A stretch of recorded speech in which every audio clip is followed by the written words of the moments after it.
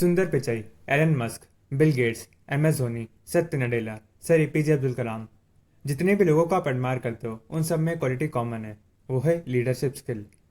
अगर आपका बहुत बड़ा गोल है तो वो टीम के बिना पूरा नहीं हो सकता, और टीम को सही तरीके से मैनेज करने के लिए आप में लीडरशिप क्वालिटी होनी चाहिए। आपने देखा होगा कितनी बार MS धोनी ने एकदम से मैच पलट कर रख दिया। ये ताकत है एक लीडर की, वो एक हारी हुई बाजी को भी जिता सकता है। और आपने एक और उनका एक गेस्चर देखा होगा, वो कभी भी ट्रॉफी को अपने पास नहीं रखते, तुरंत टीम को दे देते हैं, और इसीलिए सब उनसे इतना प्यार भी करते हैं। तो आज की वीडियो में हम डेल कार्नेगी की book how to win friends and influence people का लास्ट पार्ट कवर करेंगे। अगर आपको अपनी कम्युनिकेशन स्किल्स बहुत अच्छी करनी है, आप जिससे चाहो उससे बात कर लो, उससे अपना बना लो, तो आपको इसी सीरीज के पिछले 3 पार्ट देखने की जरूरत है। प्लेलिस्ट की लिंक आपको आई बटन में मिल जाएगी। तो इसी के साथ शुरू करते हैं how to win friends and influence people का part 4, be a leader, how to change people without giving offence और अराउजिंग रिसेंटमेंट।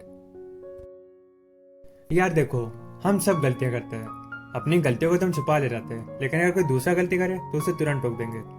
अगर कोई हमें टोकता तो बहुत बुरा लगता है। तो अगर कोई टीम मेंबर या कोई भी गलती करे तो टोकने की बजाय हमें क्या करना है, वो ये प्रिंसिपल बताएगा। एक बार डेल के एक दोस्त व्हाइट हाउस गए थे, तो प्रेसिडेंट के सेक्रेटरी ने उनका नाम गलत बोल दिया। तो वो उसके पास गए और बोले, आपकी ड्रेस बहुत अच्छी लग रही है और आप इसमें बहुत सुंदर लग रही हो। प्लीज इस बात का बुरा मत मानना, लेकिन आगे से पंक्चुएशन पर ध्यान देना। ये बहुत ही बढ़िया तरीका है।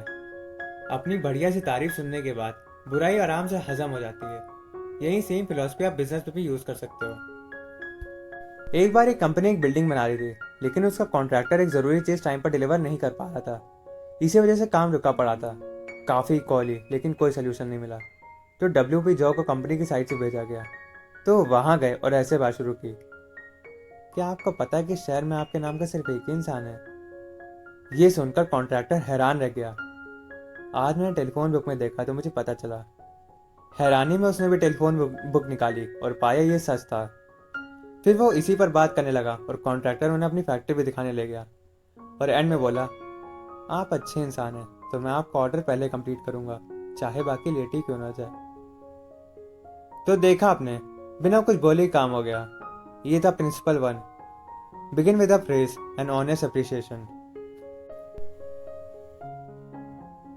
एक बार चार्ल्स अजवा अपनी फैक्ट्री में घूम रहे थे, तो उन्होंने देखा कि उनके 3 एम्प्लॉयज फैक्ट्री के अंदर स्मोक कर रहे थे।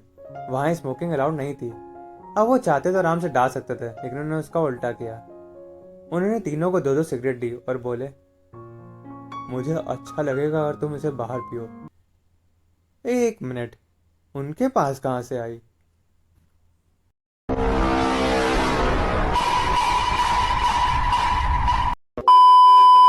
आप तो जानते हो कि आर्मी स्कूल में हेयर कट का कितना स्ट्रिक्ट रूल होता है, तो US में लोग कभी कभी नहीं कराते थे। तो हेनरी कैसर एक बार ऐसे लोगों के सामने खड़े होकर बोले, जेंटलमैन, तुम सब लीडर हो और तुम एक एग्जाम्पल सेट करते हो। तुम सबको यहाँ के रूल के बारे में तो पता ही होगा बालों के ऊपर। भले ही मेरे बाल तुम लोगों से छोटे हैं, लेकिन मैं फिर भी आज बाल कटवाने चाह रहा हूँ। जिसको भी लगता है कि उसके बाल बड़े हैं तो जाकर कटवा सकता है। ये कुछ गलत साउंड कर गया। मैंने क्या लिखा था? तो जाकर छोटे करा सकता है। I am sorry for that. Dale की सेक्रेटरी बहुत गलतियां करती थी, लेकिन वो सिर्फ 19 साल की थी। तो कभी कभी जब डेल को बहुत गुस्सा आता है और चिल्लाने का मन करता है, लेकिन वो खुद से कहते हैं, 1 मिनट, वो सिर्फ 19 साल की है, मेरे पास उससे 1000 गुना ज्यादा एक्सपीरियंस है। तो मैं ये कैसे एक्सपेक्ट कर सकता हूँ कि वो मेरा व्यू पॉइंट समझेगी? अपना याद करो, जब तुम 19 साल के थे तब क्या क्या करते थे। और फिर ऐसे सोचने के बाद उन्हें लगता है कि उनकी सेक्रेटरी बेटर है जब वो 19 साल के थे उससे, और वो उसकी तारीफ भी नहीं कर रहे हैं। तो जब भी उनको उसकी कोई गलती सही करनी होती, वो कहते, तुमने गलती की है, लेकिन भगवान जानता है कि मुझसे बड़ी गलती नहीं की। और ये सब एक्सपीरियंस से आता है। और जब मैं तुम्हारी एज का था तब तो बिल्कुल बैल था। तुम मुझसे काफी बेटर हो। मैं तुम्हें टोकना नहीं चाहता, लेकिन अगर तुम ये काम ऐसे करती तो ज्यादा अच्छा होता। अब आप खुद देखो ये तरीका कितना बेटर है। इससे उसको बुरा भी नहीं लगा और वो सीख भी गई। तो जब भी किसी को कोई गलती बताओ, पहले उसको अपनी गलतियों के बारे में बताओ। तो ये था principle 3, talk about your own mistake before criticising the other person. Principle 4, अच्छा करो कोई आपसे अथॉरिटी दिखाते हुए बोले, पानी ले आओ, तो आपको अच्छा नहीं लगेगा। किसी को भी ऑर्डर सुनना नहीं पसंद। तुम ये करो, ये ना करो, ये सब चीज़ें हमें अच्छी नहीं लगती। तो काम कैसे करवा, ये हम ऑन टीचिंग से सीखेंगे। उन्होंने कभी भी अपने जूनियर से ये नहीं कहा तुम ये करो ये ना करो, बल्कि वो कहते तुम ये कंसीडर कर सकते हो, क्या तुम्हें लगता है कि ये काम करेगा। वो हमेशा लोगों को खुद से काम करने के लिए बोलते थे, जिससे वो अपनी गलतियों से खुद सीख पाए। इस टेक्निक से लोग बहुत जल्दी सीख जाते थे और उनकी सेल्फ प्राइड भी बची रहती है। तो ये था principle 4, ask question instead of giving direct orders. एक बार एनी मैजोनी ने अपने काम में बहुत बड़ी गलती कर दी और उनके पास बिल्कुल भी टाइम नहीं था उसे ठीक करने का, क्योंकि उन्हें तुरंत उसे मीटिंग में प्रेजेंट करना था। तो वो मीटिंग में गए और प्रेजेंटेशन देते टाइम उनके हाथ कांपने लगे, वो लगभग रुआसे हो गए। तभी उनके बॉस ने कहा, कोई बात नहीं, गलती होना आम बात है और इंसान गलती करता रहता है। और उसे आने पर पूरा विश्वास है ये गलती लैक ऑफ एबिलिटी नहीं बल्कि लैक ऑफ एक्सपीरियंस की वजह से हुई है। जो असली लीडर होगा वो हमेशा यही करेगा। Principle 5, let the other person save face. 19th century में एक लड़का राइटर बनना चाह रहा था, लेकिन हर चीज उसके अगेंस्ट में जा रही थी। उसके घर में बिल्कुल भी पैसे नहीं थे, तो उनको बहुत सारी छोटी छोटी जॉब्स करनी पड़ती थी। फिर उन्होंने लिखना शुरू किया। उनकी पहली स्टोरी रिजेक्ट हुई, दूसरी, फिर तीसरी, और ऐसे उन्हें बहुत सारे रिजेक्शन फेस करने पड़े। फिर एक एडिटर ने उनकी स्टोरी की तारीफ की और इसे प्रिंट किया। उनको पैसे नहीं मिले, लेकिन तारीफ ही बहुत थी।